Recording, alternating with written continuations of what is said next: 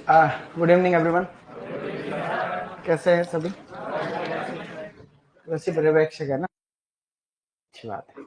कृषि पर्यवेक्षक बन जाओगे तुम लोग? हाँ,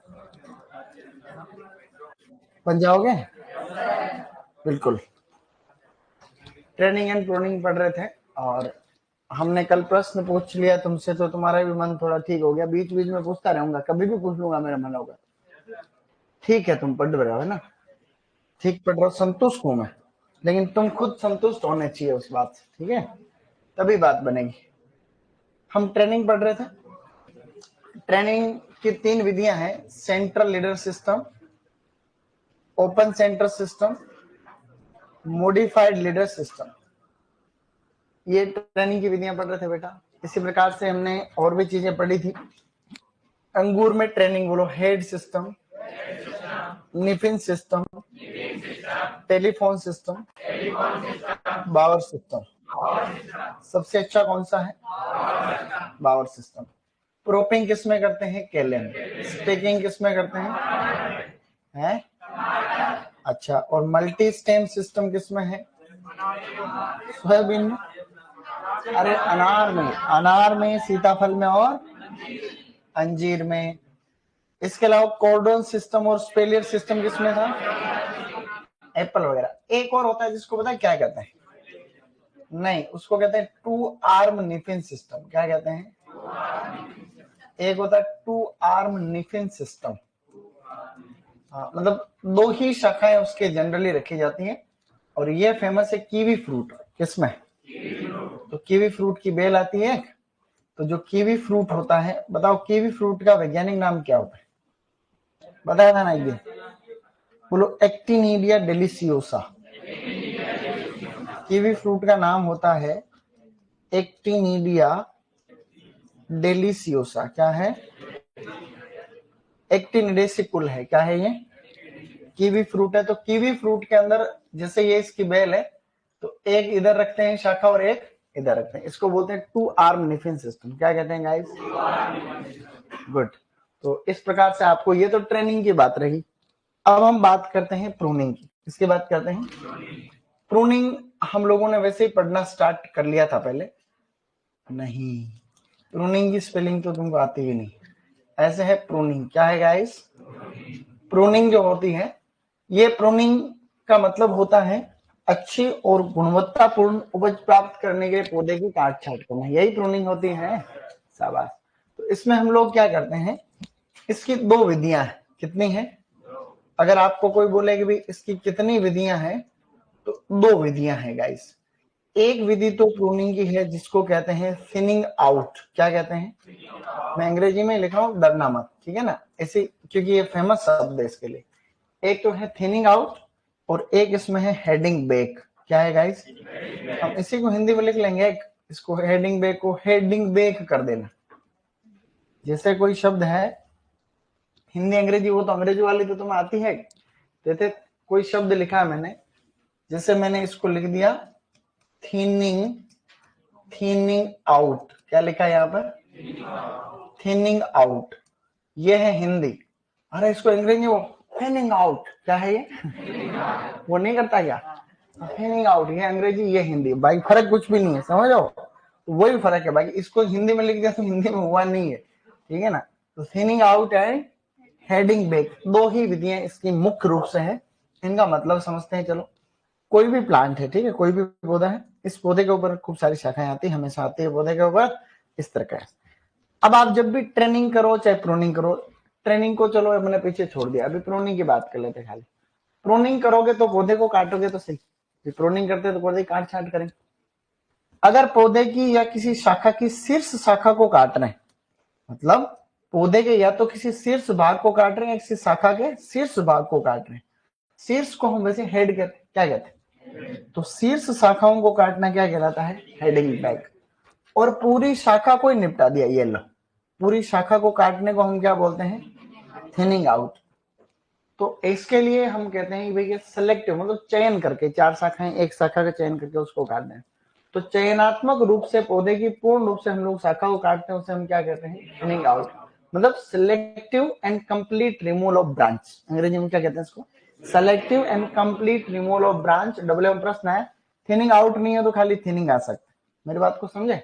ये मैं लाइन यहाँ पे लिख देंगे कि पौधे के शीर्ष भाग को या शीर्ष शाखाओं को काटना, हेडिंग बैक, पूरी शाखा को काटना, थिनिंग आउट। ये दो विधियां हैं इसकी मेन। अब हम बात करते हैं स्टूडेंट्स आगे।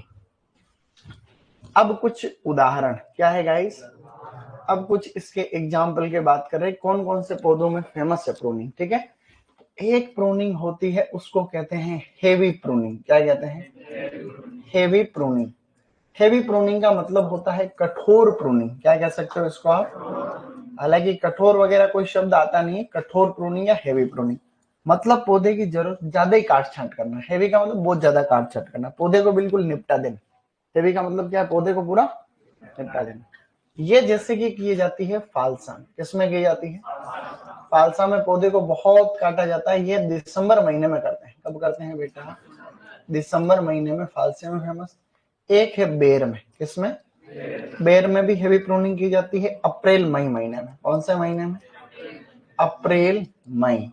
तो अप्रैल मई के अंदर पौधे की पूरी जो है, बेर के तुमने कई सारे बगीचे अगर देखे हो तो तुम्हें पता चला होगा कि जैसे ये बेर का पौधा है, ठीक है, इस बेर के पौधे को जो है पूरा काट देते हैं ऐसे, इसको पूरा ही निपटा देते हैं। थोड़ा ये तो पूरा ही निपट गया जरूरत से ज्यादा निपट गया तो इसको पूरा का मतलब ये होता है, नहीं पहले कुछ आया तो था, ये लो इतना सा ठूंठ रख दिया खाली। अब यहाँ से वापस फूटेगा और उसके ऊपर आपके क्या होंगे? फिर खूब सारे फल लगेंगे, वापस फुटान होगी नई नई।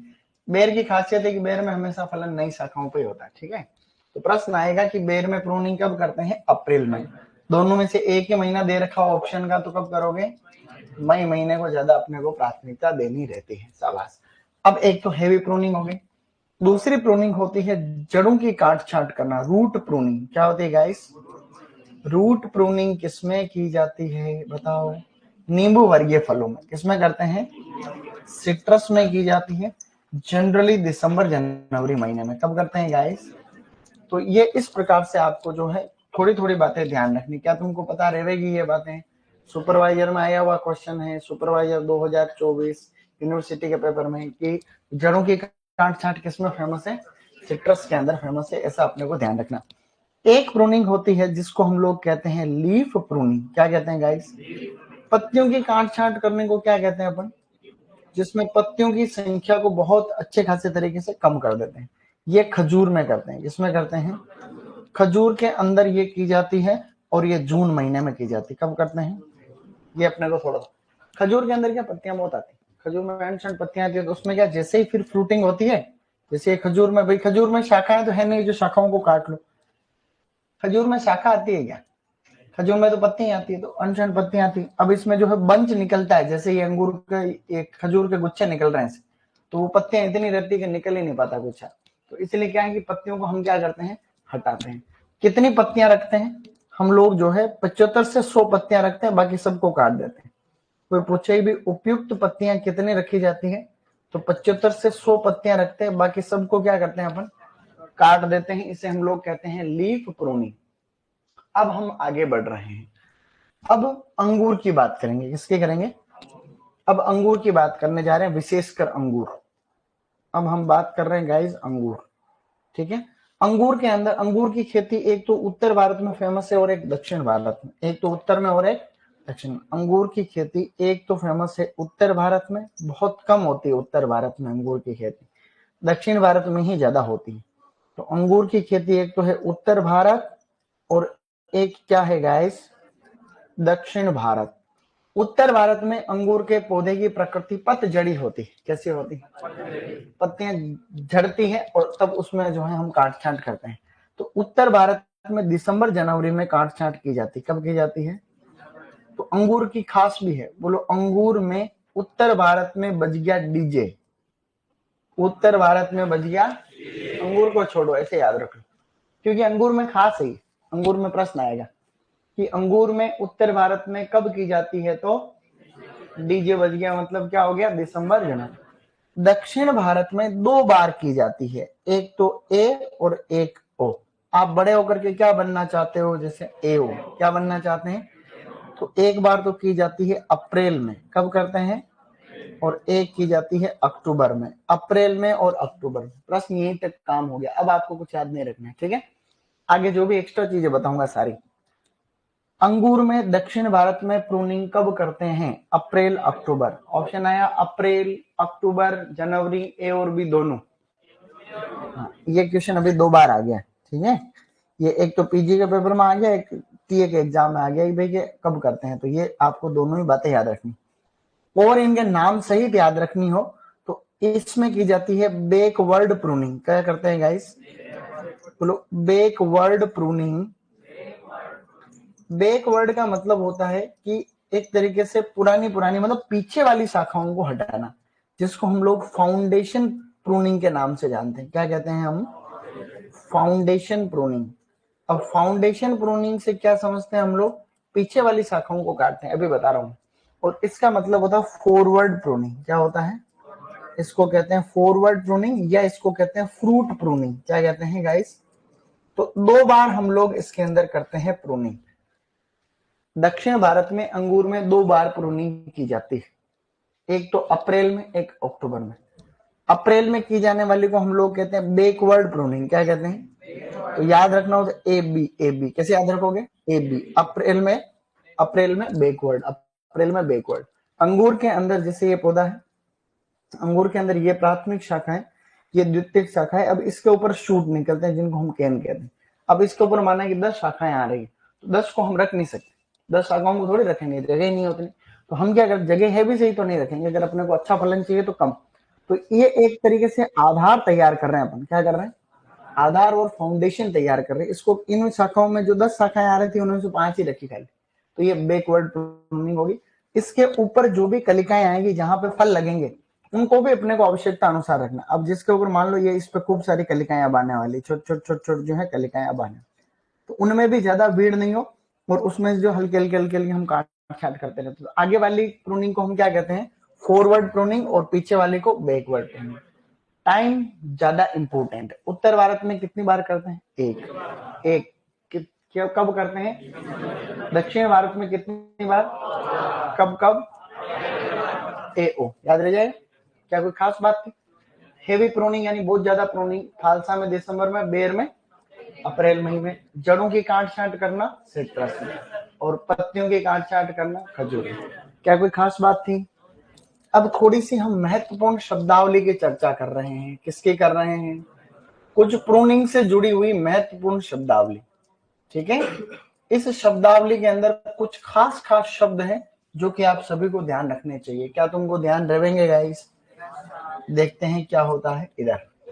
सबसे पहला शब्द आपको जो ध्यान रखना है वो है बेंडिंग। क्या है गाइस, बेंडिंग का मतलब होता है शाखा को झुकाना। क्या मतलब होता है, इसको बंकन कहते हैं। क्या कहते हैं, शाखा झुकाना, शाखा को झुकाना। तो शाखा को हम लोग नीचे की साइड में झुका देते हैं साथियों। ये क्रिया अमरूद में फेमस है। इसमें फेमस है, यहीं पे याद रखो भी, बेंडिंग फेमस है अमरूद के अंदर, ठीक है। और इसका मतलब क्या होता है, शाखा को झुकाना। अमरूद के अंदर करते क्या है गाइस, ये जो पौधा है इसकी शाखा को हम कई बार झुका देते हैं। इसके झुकाने के पीछे कारण है कि जो, चलो बताओ कि पौधे के अंदर कार्बोहाइड्रेट कौन से भागों में बनता है, पत्तियों में बनता है। पत्तियों में कैसे बनता है, प्रकाश संश्लेषण से बनता है। प्रकाश संश्लेषण पौधे के किस भाग में होता है, पत्तियों में। पत्तियों में क्या होता है, क्लोरोफिल होता नहीं होता। तो इसीलिए तो कार्बोहाइड्रेट प्रकाश संश्लेषण का ही तो नतीजा। तो पौधे में भोजन किससे बनता है, प्रकाश संश्लेषण से बनता है, और पत्तियों में बनता है, फिर पौधे के अंदर फ्लोएम के माध्यम से चला जाता है। हम शाखा को जो है नीचे झुका के यही खूंटी गाड़ के जो है हम कई बार यहाँ गाड़ देते हैं। तो ये जो कार्बोहाइड्रेट गुरुत्वाकर्षण के कारण आगे आगे वाले भाग में इकट्ठा हो जाता है थोड़ी ज्यादा मात्रा में। उससे क्या होता है, फलन जल्दी होता है। पौधे में अधिक फलन के लिए कार्बोहाइड्रेट चाहिए। क्या चाहिए, अगर आपको बम्पर पैदावार चाहिए प्लांट के अंदर, तो आपको पौधे के अग्रिम भागों में किसके इकट्ठा करने के उपाय करने चाहिए, कार्बोहाइड्रेट। और कार्बोहाइड्रेट कहां से बन रहा है, प्रकाश संश्लेषण से बन रहा है। तो हमने क्या, कार्बोहाइड्रेट को यहाँ इकट्ठा कर दिया। तो बेंडिंग का मुख्य उद्देश्य है पुष्पन व फलन बढ़ाना। क्या है ये, पुष्पन व फलन बढ़ाना या कई बार अगेती फसल लेना भी हो सकता है, लेकिन ये फ्लावरिंग और फ्रूटिंग को बढ़ाना। तो ये रहा शाखा को झुकाना, किसमें फेमस है? अमरूद। दूसरी क्रिया होती है गाइस रिंगिंग। क्या नाम है? इसको कह दो रिंगिंग या गर्डलिंग। रिंगिंग या इसको वलयकरण कहते हैं। वैसे क्या कहते हैं? ज्यादा कोई खास नहीं है हिंदी, आप अंग्रेजी के शब्द ही ध्यान रखें। अब इसमें क्या होता है? ये फेमस है अंगूर। इसमें है, कई बार आम में भी करते हैं। जैसे ये अंगूर की कोई भी शाखा है, हमने क्या करा? कुछ भी नहीं करा। हमने ये अंगूर की शाखा थी, ये अंगूर की शाखा के अंदर क्या होता है? ये आगे, ये पत्तियां तो आगे आती है रैक, तो ये पत्तियां आगे, तो कार्बोहाइड्रेट किधर बनता है? आगे ही बनता है। और कार्बोहाइड्रेट फ्लोएम के माध्यम से, पौधे के पत्तियों में कार्बोहाइड्रेट बनता है और उसके बाद में वो पौधे के पूरे भाग के अंदर चला जाता है, फ्लोएम से जाता है। कैसे जाता है? जल जाइलम से जाता है, फूड फ्लोएम से जाता है। तो फ्लोएम को ही हम लोग काट देंगे। अब क्या करने जा रहे हैं हम लोग? यहां से हम हल्की सी छाल को उतार देंगे। क्या करेंगे? इस तरीके से आपने ऊपर से रिंग को हटा दिया फटाफट से। जो छाल को हम उठाते हैं उसमें फ्लोएम कट जाता है। तो फ्लोएम को हम लोग लगभग 3 सेंटीमीटर जो है लंबाई में यहाँ छाल को हटा दें। छाल को हटाना, रिंगिंग का मतलब क्या हुआ? यहाँ पे छाल को हटाना। 3 सेंटीमीटर, लगभग 3 सेंटीमीटर छाल हटाना, इसको हमने बोला रिंगिंग। तो फ्लोएम से कार्बोहाइड्रेट इधर जा ही नहीं रहा, इधर इकट्ठा हो गया। नहीं इकट्ठा हो गया तो फलन बढ़ेगा नहीं बढ़ेगा? तो इसका उद्देश्य भी सेम टू सेम क्या है? पुष्पन और फलन को बढ़ाना। तो ये भी हम लोग पुष्पन और फलन को बढ़ाने के लिए करते हैं। यही खास बातें थी दो, ये दो एग्जाम के अंदर आएंगे, तुम्हारे याद रह जाएगा कि पूछेंगे बेंडिंग किसमें करते हैं? अमरूद। रिंगिंग गर्डलिंग किसमें करते हैं? अमरूद। ये याद रखना। अब एक पॉइंट और आप लोग याद रख लो, जिसको हम लोग पता है क्या कहते हैं? स्मजिंग। क्या है? स्मजिंग का मतलब धुआं करना। स्मजिंग का मतलब क्या होता है गाइस? धुआं करना। अब धुआं करना, हम पौधे में धुआं करते हैं। धुआं करने से भी क्या फ्रूटिंग को बढ़ावा मिलता है। क्या होता है? ये आम के अंदर करते हैं। किसमें करते हैं? आम के अंदर। फिलीपींस में फेमस है। कौन से देश में? नाम सुनो, फिलीपींस है। क्या बात कर रहा हो? मनीला कैपिटल है क्या? कौन बोल रहा है? क्या बात कर रहा हो? हाँ भाई, होशियार हो गए तुम तो। जाके आए थे सही में? फोटो देखी थी। मनीला में भीड़ बहुत है भाई। फिलीपींस कौन से महाद्वीप में स्थित है ये बता? 7 महाद्वीप। 7 है। 7 महाद्वीप में से कौन से महाद्वीप में स्थित है फिलीपींस? यूरोप में है ना? शाबाश। यूरोप वाले कितने हाथ खड़े करो एक बार। एशिया वाले कितने हाथ खड़े करो? एक एशिया वाला। और बाकी तुक्का लग, क्या फर्क पड़ता है? एशिया में हाथ खड़े, ये लो। गलत हो गया, हो गया। सीखेंगे तो सही।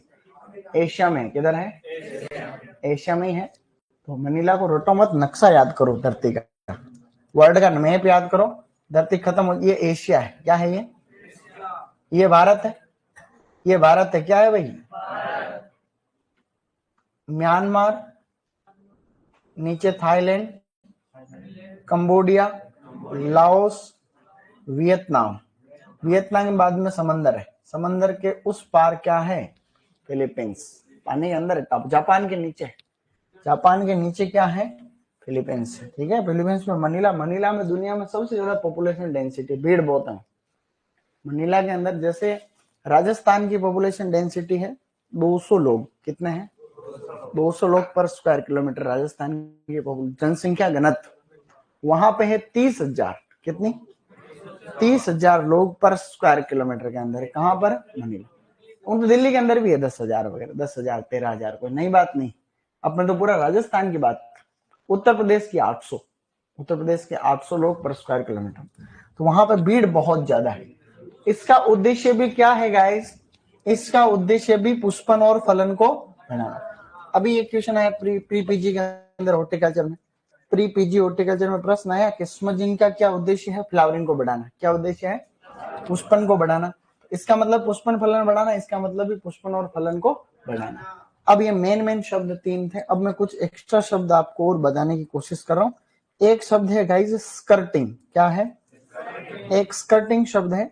ये आम के अंदर की जाती है, जहां पर नीचे लटकती हुई शाखाओं को हटाएं। इसमें क्या करते हैं? आम के अंदर जो लो हैंगिंग शूट्स होते हैं, लटकती हुई, जो नीचे की तरफ लटकती हुई शाखाएं होती हैं उनको हटाने को क्या बोलते हैं अपन? स्कर्टिंग। में आगे आपको जो है यहाँ पर लाइन लिखा दूंगा। एक और इसमें भीड़ भाड़ वाली शाखाएं हो जाती हैं आम में, उसे हटाने को डी हॉर्निंग कहते हैं। क्या कहते हैं? हाँ बोलो, डी हॉर्निंग। डी हॉर्निंग भी आम में करते हैं। किसमें करते हैं? आम में। ओवर क्राउडिंग जो शाखा है, भीड़ भाड़ वाली शाखाओं को हटाने को क्या कहते हैं हम? D horning. दो शब्द जनरल नॉलेज के लिए यहाँ पे लिखे जा रहे हैं, आप लोग ध्यान से सुने, ठीक है? ठीक है ना? हाँ बच्चों, आप सर हमें तो फिलीपींस का नाम याद है, वही बड़ी बात है, पर आप तो उसके महाद्वीप का नाम पूछ रहे हैं। महाद्वीप इजी है, कोई भी जगह याद, जैसे प्रश्न कैसे आते हैं जैसे ज्यादातर परीक्षा, जैसे मान लो सुपरवाइजर में 100 प्रश्न आएंगे, 100 में से 5 प्रश्न पता है कैसे आएंगे? जैसे अपने यहाँ कोचिंग के अंदर बहुत सारे सब्जेक्ट एंड बहुत सारे टीचर, ठीक है? अब माना कि मेरा नाम आ गया कि सोनू सर क्या पढ़ाते हैं, ऑप्शन।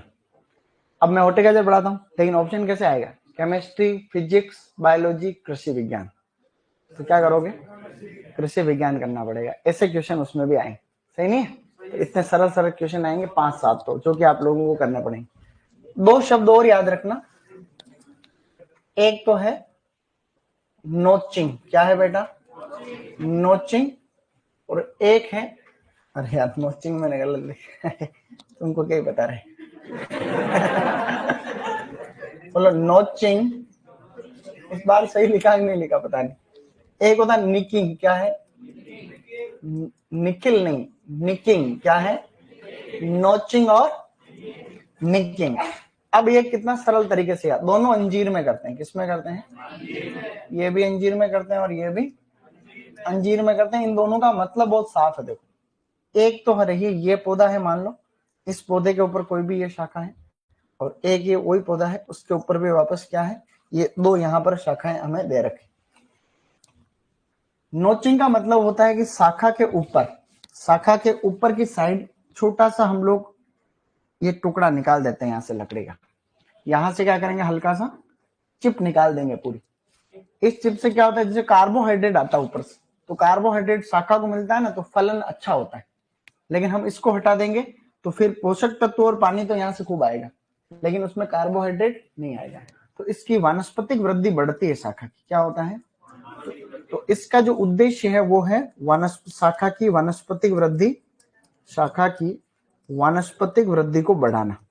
तो यह है वानस्पतिक वृद्धि को बढ़ाने के लिए। अब इनमें ऊपर नीचे याद रख लेंगे, इसको निकिंग को आप ऐसे याद रख लो, नीचे। निकिंग यानी नीचे। निकिंग का मतलब क्या याद रखोगे? नीचे। तो शाखा के हम लोग नीचे की साइड में हम यहाँ से चिप निकालेंगे। क्या करेंगे? नीचे से चिप को निकाल दिया। अब जो ऊपर से कार्बोहाइड्रेट आ रहा था वो सारा किसको मिल रहा है? अब इस शाखा को मिल रहा है। तो इसका उद्देश्य है पुष्पन फलन को बढ़ाना। तो इससे तो होता है पुष्पन और फलन बढ़ता है, पुष्पन फलन बढ़ता है, जबकि उससे क्या होता है? वानस्पतिक वृद्धि बढ़ती है। तो नोचिंग का मतलब हुआ ऊपर और निकिंग का मतलब शाखा के नीचे। दोनों ही किसमें करते हैं अपन? क्या हमने कुछ पढ़ा? लिखो फटाफट। ट्रेनिंग में लाइन लिखनी है, 2 आर्म निपिंग सिस्टम। ये ट्रेनिंग पढ़ रहे थे, उसमें एक लास्ट पॉइंट लिखो, फिर प्रूनिंग लिखना।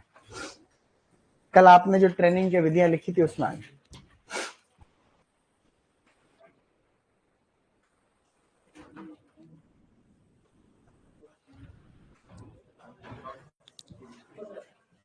लिखो इसमें 2 आर्म निपिंग सिस्टम किसमें फेमस है? कीवी फ्रूट में। ये दो शाखाएं रखते हैं अपन। हाँ जैसे मैंने लिखा वैसे लिखना था, 2 आर्म निपिंग सिस्टम।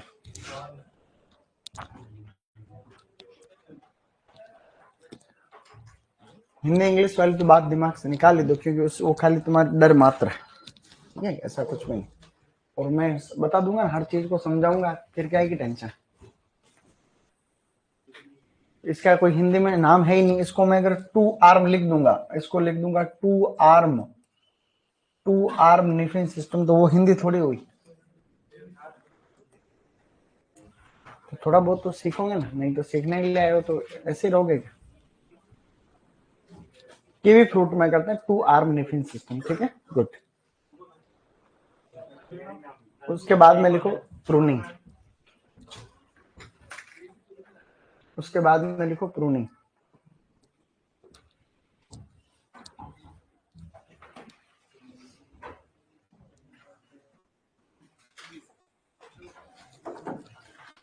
ओके बेटा, ये तो वैज्ञानिक नाम लिखा है ऐसे कीवी फ्रूट का, एक्टिनिडिया डेलिशियस। अब आपको लिखना प्रूनिंग, और प्रूनिंग की विधियां हैं दो। प्रूनिंग की विधियां हैं दो, thinning out and heading back. दोनों में एक एक लाइन लिखा रहा हूं, थिनिंग आउट और हेडिंग बैक। अगर आपको अंग्रेजी नहीं लिखनी है और तो कोई बात नहीं, ये वाला लिख लेना, थिनिंग आउट और हेडिंग बैक, थिनिंग आउट और हेडिंग बैक, लेकिन मजा नहीं आएगा। Thinning out and heading back. Thinning out में लिखो,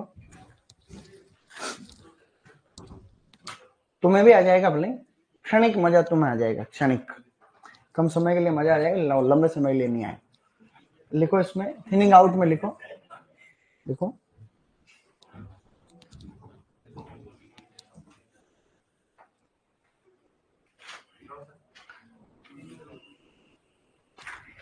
लिखो चयनात्मक, थिनिंग आउट में लिखो चयनात्मक रूप से, चयनात्मक रूप से शाखा को पूर्णतया काटना, चयनात्मक रूप से शाखा को पूर्णतया काटना, चयनात्मक रूप से शाखा को पूर्णतया काटना, यानी कि सेलेक्ट करके पूरी शाखा को काट देना। चयनात्मक रूप से शाखा को पूर्णतया काटना। हेडिंग बैक में लिखो, पौधे के शीर्ष भाग को काटना। हाँ, इसमें हेडिंग बैक में, हेड का मतलब है, इसमें वापस बोलूं, पौधे या शाखा के शीर्ष भाग को काटना है, एक ही बात, एक ही बात है, कोई बात नहीं, लिख दिया पहले तो कोई दिक्कत।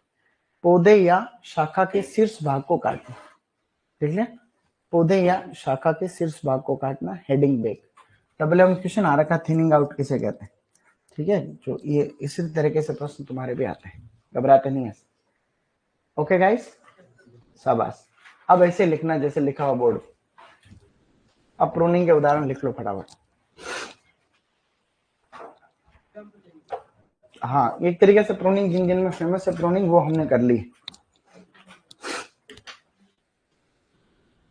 बहुत खास है ना, आते रहते हैं प्रश्न, लिखा हुआ देखो कौन सी परीक्षा में आया प्रश्न, पीजी के अंदर आ रखा ही है, बहुत आते रहते हैं, प्री पीज।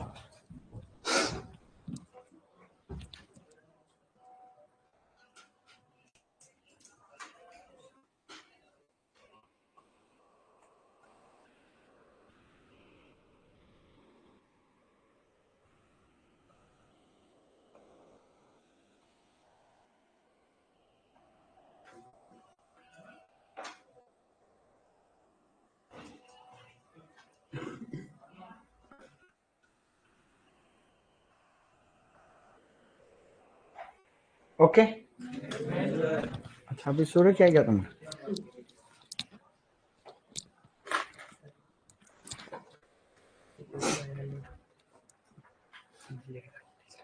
हाँ ये बताओ, मैं कैसे लगा सकता हूँ?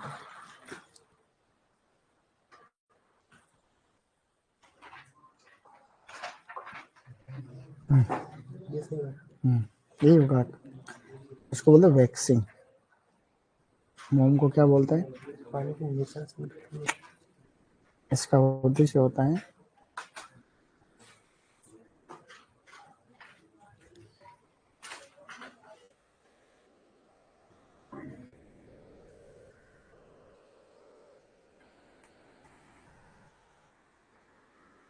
श्वसन और पासपोर्ट सर्जन की दर को रोकता है, उससे पौधे खराब नहीं होते फल। इससे क्या होती है, इससे क्या होती है, सेल्फ लाइफ बढ़ती है, सेल्फ लाइफ को बढ़ा, भंडारण क्षमता बढ़ती है, कई दिन तक खराब नहीं होती।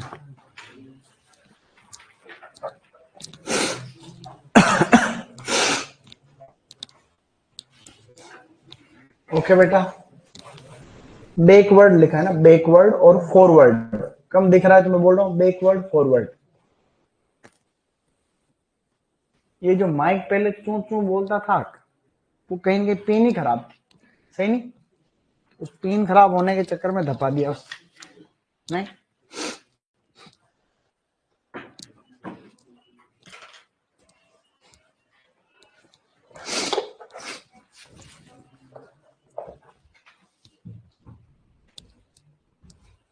सर अंजीर के पेड़ पर फल तो आते हैं लेकिन पकते नहीं।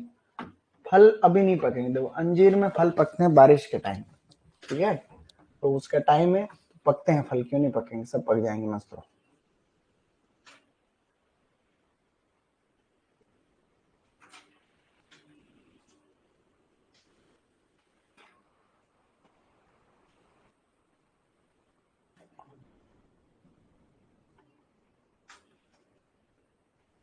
बीए एमए हो गई है, आगे क्या करूं?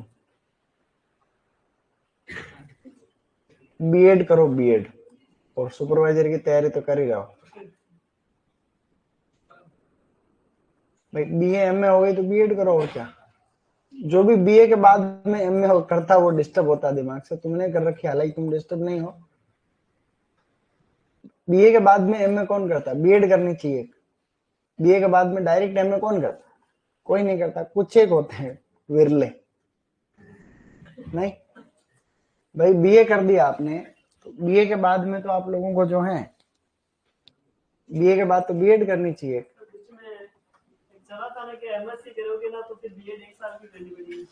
वो पहले, अभी नया नियम है ना, वो तो नया है। क्या था, क्या चला था वापस बताना? अगर बीएससी के बाद एमएससी कर लोगे तो फिर बीएड 1 साल की करनी पड़ेगी। वो तो शुरू में ही आपको फाइनल करना पड़ेगा, वो तो एक साथ ही होगा कोर्स। तो अगर आपने उसने बीएससी का वो होगा, अगर आपने अभी जो कंबाइंड नहीं चल रहा 4 साल वाला, वो उसमें है।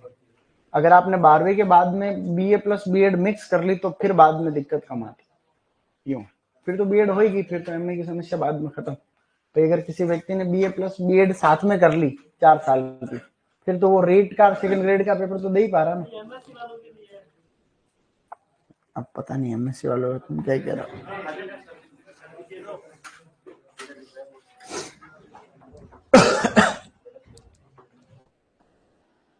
ऐसा है नहीं, लेकिन तुम कह रहे हो ऐसा नहीं है अभी, लागू हुआ नहीं ना अभी। हाँ, तो ऐसा वो बात कह रहे थे। हाँ, नई शिक्षा नीति में है कई बातें, हमने वीडियो बनाए नया शिक्षा नीति पे, हमने डीन कमेटी पे तो हम लाइव आए थे एकदम, तो उसमें कई चीजें हैं। नई शिक्षा नीति सही है वैसे। चलो आगे बढ़ो, देख नहीं इतनी देर नहीं लिखते।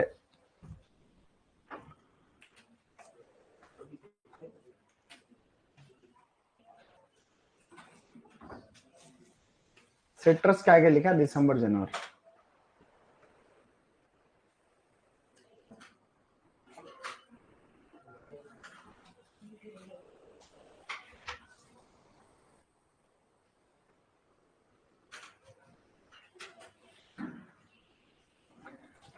अगर किसी ने 12वीं एग्रीकल्चर से कर रखी है और अगर उसके बीएससी एजी नहीं है ना, तो भी वो डब्ल्यू बन सकता है। इसलिए तुम गलत फहमी में मत रहो कि भाई 12वीं के बाद में बीएससी एजी होगी तो ही वो डब्ल्यू बनेगा, ऐसा नहीं है, ठीक है? आप खाली 12वीं पास होना, आपने कुछ ही नहीं कर रखा आगे, तो भी आप डब्ल्यू प्रमोशन होगा, ठीक है? तो इससे कोई भी गलत फहमी नहीं रखे। बेंडिंग का आगे लिखा है बंकन। बेंडिंग यानी बंकन, शाखा को झुकाना।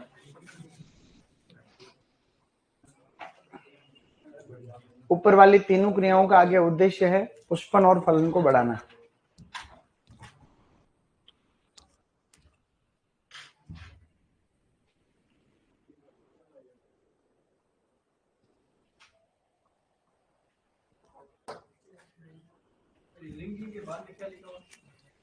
Girdling, girdling, GIRDLING, girdling. जल्दी लिखो बेटा।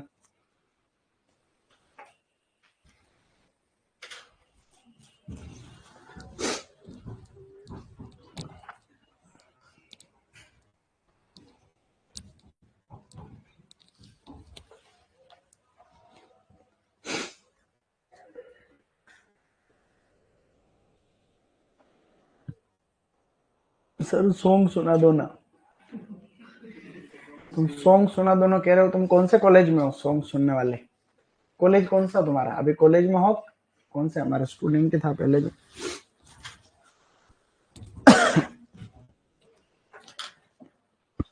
चले आगे।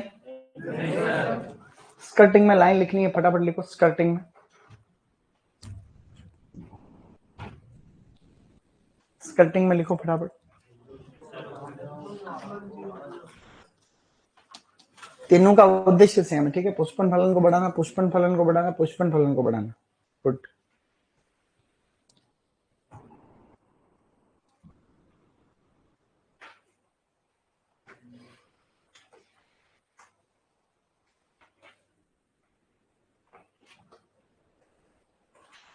थर्ड नंबर है स्मजिंग। स्मजिंग का मतलब धुआं करना।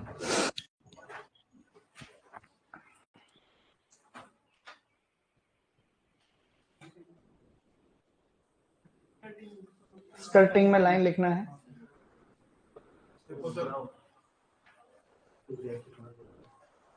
सीधा लिख दो ऐसे, आम तो लिख ही दिया है, नीचे लिख दो नीचे लटकती हुई शाखाओं को काट। पौधे की नीचे लटकती हुई शाखाओं को काटना। पौधे की नीचे लटकती हुई शाखाओं को काटना। Removal of low hanging shoot of plant. पौधे की नीचे लटकती हुई शाखाओं को काटना, आम। फिर है डीहोर्निंग।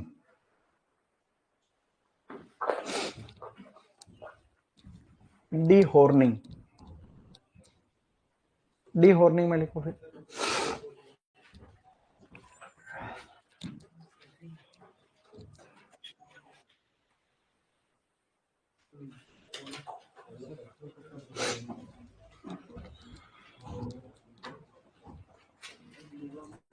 क्या लिखोगे?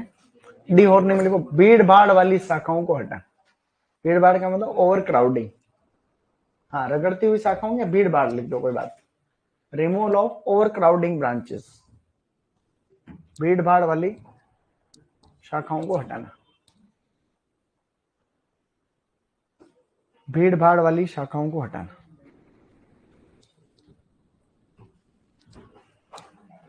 चले आगे।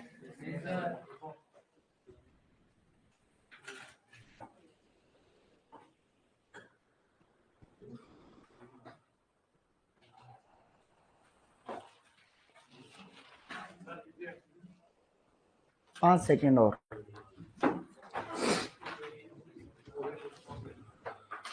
फिलीपींस देश का नाम है, फिलीपींस में करते हैं, खासकर ये धुआं करने का प्रक्रिया फिलीपींस में। धुआं करते हैं तो धुएं में इथाइलिन होता है, इथाइलिन। तो उससे क्या होता है? फ्रूटिंग इंड्यूस होती है। लिखो आगे नोचिंग एंड निकिंग।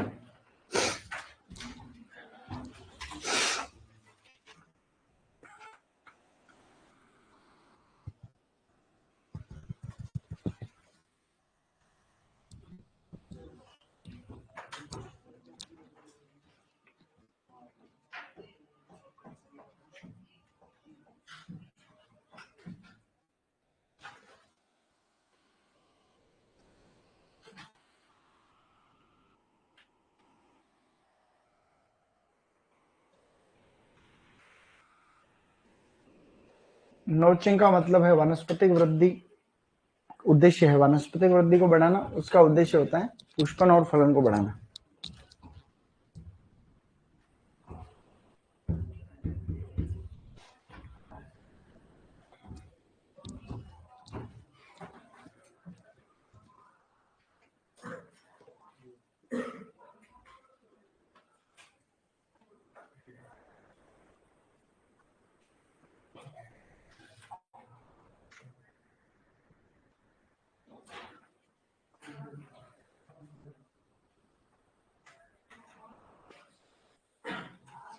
हो गया?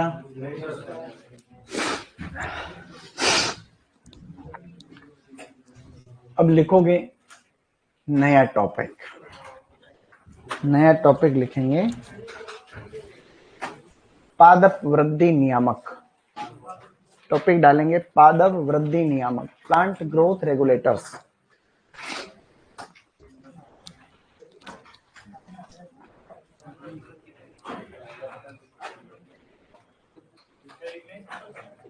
यहां तक डन? टॉपिक डालेंगे नया बेटा, समास, पादप, पादप वृद्धि, पादप वृद्धि नियामक। पादप वृद्धि नियामक यानी कि plant growth, plant growth regulators, shortcut में बोलते हैं पीजीआर, प्लांट ग्रोथ रेगुलेटर्स, या कुछ केस में हम लिख लेंगे पादप हार्मोन, पादप हार्मोन। पादप हार्मोन जो होते हैं इनको फाइटो हार्मोन भी कहते हैं। प्लांट हार्मोन को कहते हैं phyto hormone, phyto hormone. Plant hormone को फाइटो हार्मोन कहा था थीमन नामक वैज्ञानिक ने, थीमन ने, थीमन एक व्यक्ति का नाम है। पादप हार्मोन को, ये जनरल नॉलेज है तुम्हारे काम की नहीं, ऐसे लिख दिया मैंने, अब ध्यान से सुनेंगे तो फिर हम आगे बढ़ जाएंगे। प्लांट ग्रोथ रेगुलेटर्स, ठीक है, प्लांट ग्रोथ रेगुलेटर हम किन्हें कहते हैं, सुनो। पादप वृद्धि नियामक ऐसे कार्बनिक पदार्थ होते हैं जो पौधे के अंदर, इधर तो देखो रे क्या कर रहा हूं मैं, तो कह रहा हूं उन्हें देखो।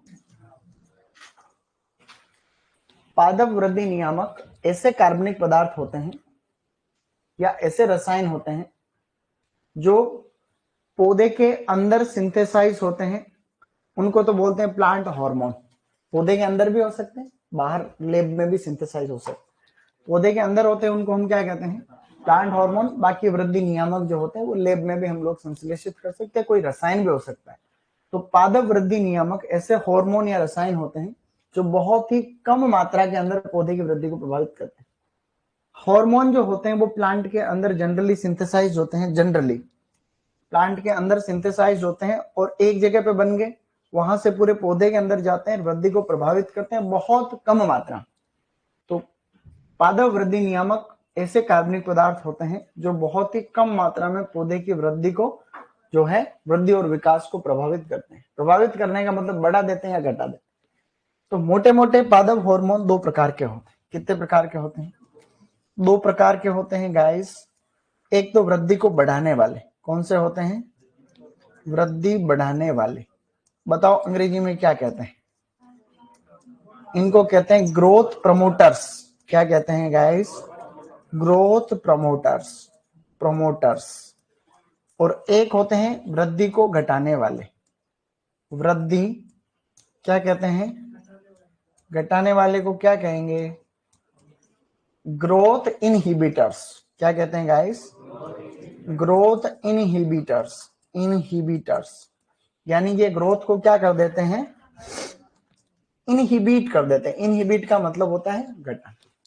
अब इसके अंदर कौन कौन से आते हैं, ऑक्सीन। क्या क्या आएगा, एक तो इसमें आएगा बेटा ऑक्सीन, एक इसके अंदर आएगा जिब्रेलिन या जिब्रेलिक एसिड, एक इसके अंदर आएगा जिब्रेलिन और एक इसके अंदर आएगा साइटोकाइनिन। क्या आएगा, साइटोकाइनिन आएगा साथियों, ध्यान रखना। तीन हो गए।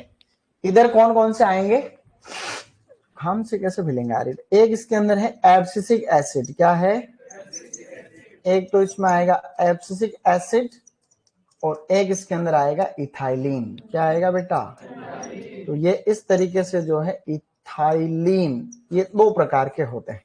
इसके अलावा भी कई नए नए प्लांट ग्रोथ रेगुलेटर्स की खोज हो चुकी, जैसे कि एक होता है ब्रेसिनोस्टेरॉइड। क्या होता है, एक है जेस्पोनिक एसिड। क्या है, सैलिसिलिक एसिड। इनके अलावा भी हैं, हमें पहले पता रहता था यही सभी का। जैसे एक हार्मोन की खोज होते होते 100 साल लगे। कितने लगे, कि कैसे काम करता है, कहाँ ये पौधे में कौन से भाग में बनता है, कैसे इसका ट्रांसलोकेशन होता है, कौन से जीन इसको कंट्रोल करते हैं, फला ढिंका धमाका, इस तरह की बातें।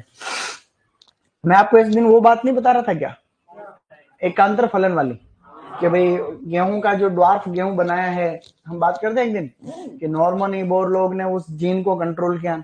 वो सभी जीन इनके लिए भी रिस्पॉन्सिबल है। कोई जीन पौधे की कौन सी वृद्धि को कंट्रोल करते हैं, कोई किसको करते हैं। तो यहाँ पर मोटे मोटे हम कितने की बात कर रहे हैं, 5। इसको बड़े स्तर पे तो पढ़ा जाता है फिजियोलॉजी में, किसमें पढ़ते हैं, और हम आज पढ़ेंगे इसको हॉर्टिकल्चर के कुछ मेन काम है, उन्हीं के ऊपर हम फोकस करेंगे। कोई एक्स्ट्रा बात है तो मैं आपको बता दूंगा। यहाँ बात ऐसी है कि अगर आप प्लांट ग्रोथ रेगुलेटर्स को खेती में काम में ले रहे हो तो उसको ऑर्गेनिक खेती नहीं कह सकते।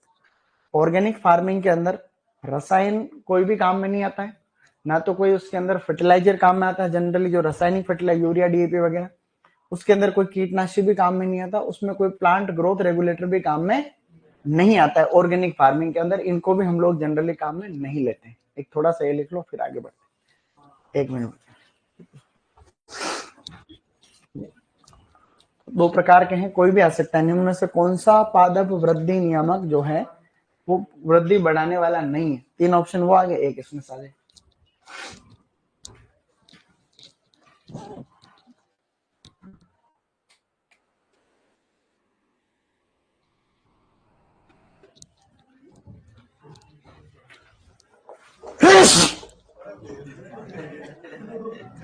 क्या बात, अभी अचानक छींक आई है, पहले मैं ठीक था। यहाँ पे क्या गर्मी होती है, खिड़कियां तुमने बंद कर रखी कबूतरों की जैसे। थोड़ी थोड़ी खिड़की तो खुलनी चाहिए ना, आवाज आती है, तुम डिस्टर्ब होते हो। थोड़ी थोड़ी तो खिड़की खोल लो हल्की फुल्की, ताकि थोड़ा माहौल तो बिल्कुल गर्मा गर्म हो गया। अब सांस नहीं आ रही ना, ऐसा नहीं है शहीद हो जाओ, सांस तो आ जाए कम से कम, ऐसा काम।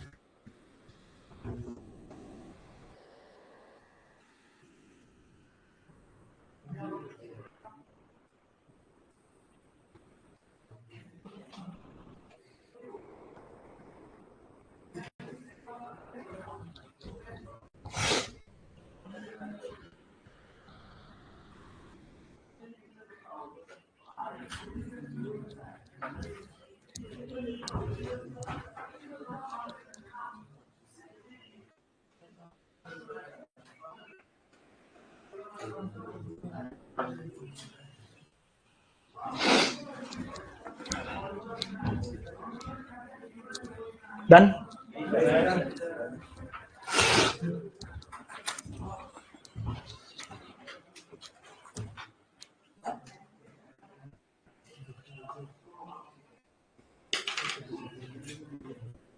सर वृद्धि घटाएंगे थोड़ी है, वृद्धि तो रोकते हैं सर। हाँ, वृद्धि घटाने का मतलब वृद्धि रोकने वाले यूं कह सकते, वृद्धि घटाने वाले या वृद्धि रोकने वाले, ठीक है। आप वृद्धि घट तो नहीं सकती, बात तो तुम्हारी सत्य है कि पौधा एक बार बड़ा हो गया तो उसको छोटा तो करने से नहीं, सही है। तो वृद्धि रोकने वाले या वृद्धि घटाने वाले, रोकने कर दो इसको बोले। मैंने ना हिंदी वाले, अपनी भाषा बहुत प्यारी है अपनी हिंदी, तो इनहिबिटर लिखने से समझ जाते हैं वृद्धि रोकने वाले, ठीक है। ऐसे लिख दो, ज्यादा सही हो जाएगा, ठीक है, शाबाश।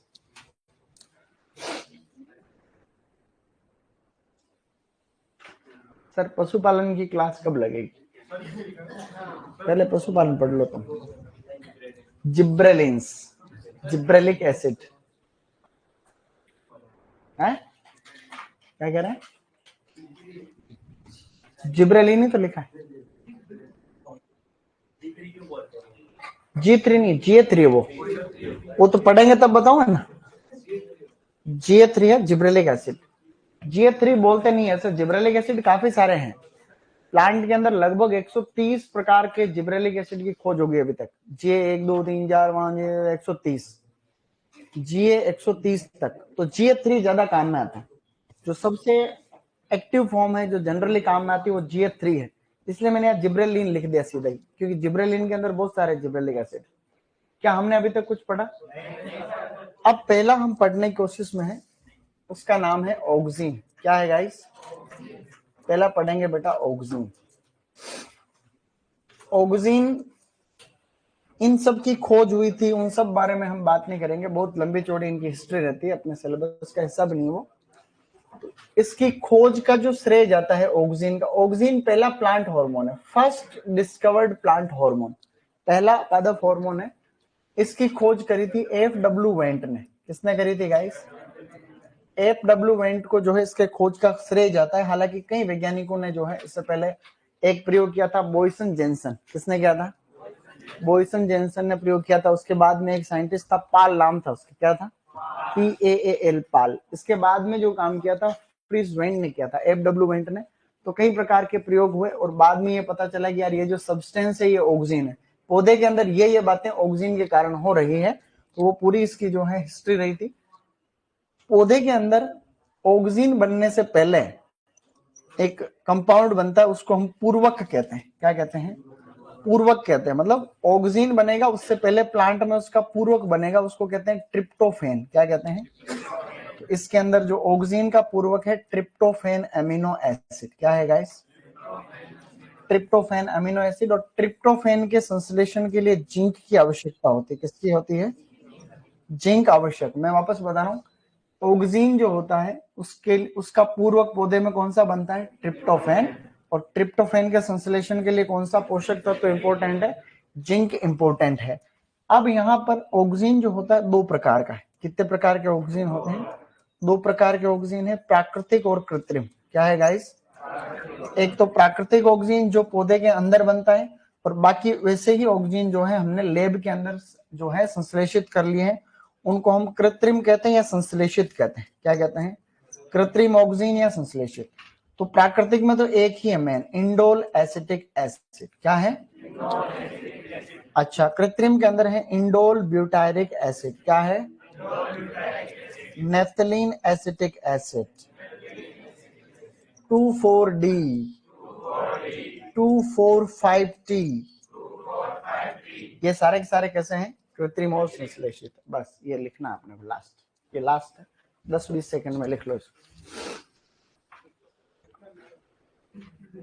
क्या लिखो जो तुम्हें पता है? मैं बताऊं वैसे लिखना है। पहला लिख लो ऑक्सीजन, फिर ऑक्सीजन की खोज किसने की? FW went. और इसका पूर्वक कौन सा है?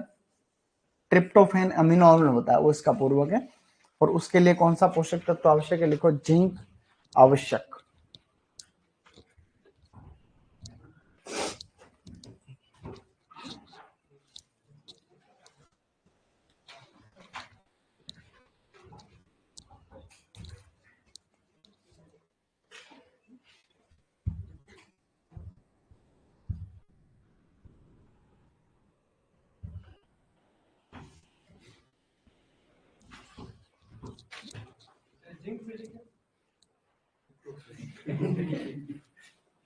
देखो ना, देखो जिंक पूरी लाइन लिखना। एक्चुअली क्या छोटी मोटी चीजें बहुत सारी आएगी, तो सब तो मैं लिखा नहीं सकता क्योंकि काफी बात है। मैं ऑक्सीजन इन पूरे हार्मोन में अपने आप को कंट्रोल करते हुए चलूँ, क्योंकि अभी मैं वापस ऊपर वाली क्लास में जा रहा हूँ, उसमें मैं हार्मोन ही पढ़ाऊंगा।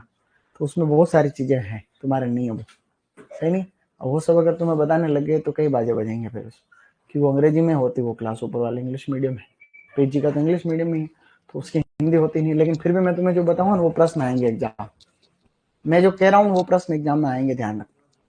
पूरे कोर्स के दौरान जो भी मैं पढ़ाऊंगा वही से एग्जाम में आएगा, अपवाद को छोड़ते हुए जी। ये मैं बाद में सब वापस लिखाऊंगा फुल फॉर्म। कल मैं फुल फॉर्म वापस लिखाऊंगा, एक एक करके पढ़ेंगे थोड़ा सा, ठीक है? Indole acetic acid, indole butyric acid, naphthalene acetic acid, two four dichlorophenoxy acetic acid and two four five trichlorophenoxy acetic acid. ये 5 हो गए अपने। क्या लिख लिया आप लोग? हमने कुछ पढ़ा अभी तक? कुछ भी नहीं पढ़ा।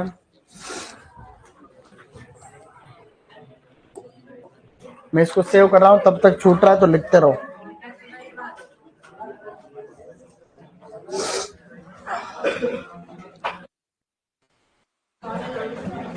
दस तारीख है क्या आज?